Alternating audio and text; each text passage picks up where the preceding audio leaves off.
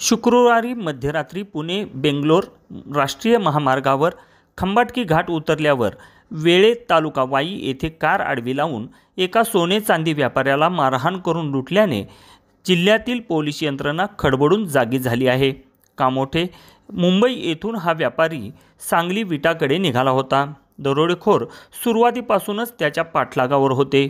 शुक्रवारी मध्यरात्री हा व्यापारी आपल्या venue car number MH01 ER 9468 मधून कामोठे मुंबई येथून विटा या गावाकडे निघाला होता।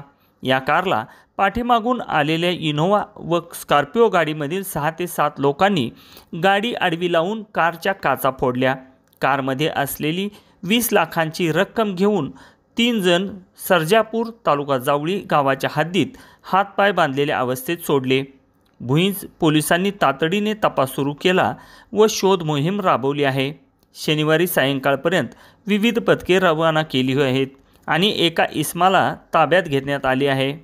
घडलेल्या प्रकारानंतर जिल्हा पोलीस अधीक्षक तुषार दोशी, अपर पोलीस अधीक्षक वैशाली कडूकर, वाईचे उपविभागीय पोलीस अधिकारी बाळासाहेब भालचिम, भुईंज पोलीस ठाण्याला यांनी भेट देऊन तपासात सूचना व मार्गदर्शन केले आहे।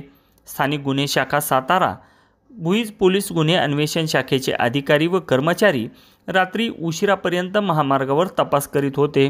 घडलेल्या दरोड्याच्या प्रकाराने सातारा जिल्ह्यासह सांगली जिल्ह्यात खळबळ उडाली आहे। दरम्यान यातील नेमका व्यापारी कोण व किती रक्कम होती तसेच पकडलेल्या संशयित इसमाने काय सांगितले याबाबत अतिशय गोपनीयता पाळण्यात आली आहे। रात्री उशिरापर्यंत भुईंज पोलीस ठाण्यात गुन्हा दाखल करण्याची प्रक्रिया सुरू होती। अधिक तपास सहाय्यक पोलीस निरीक्षक रमेश गर्जे, पोलीस उपनिरीक्षक पतंग पाटील व सूरज शिंदे हे करीत आहेत।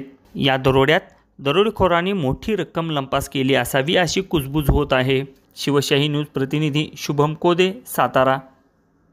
ताज्या घडामोडी जाणून घेण्यासाठी शिवशाही न्यूज यूट्यूब चॅनलला सबस्क्राईब करा। आपण हा व्हिडिओ फेसबुकवर पाहत असाल तर फेसबुक पेज फॉलो करा आणि शिवशाही न्यूज.com या आपल्या वेबसाईटलाही भेट द्या।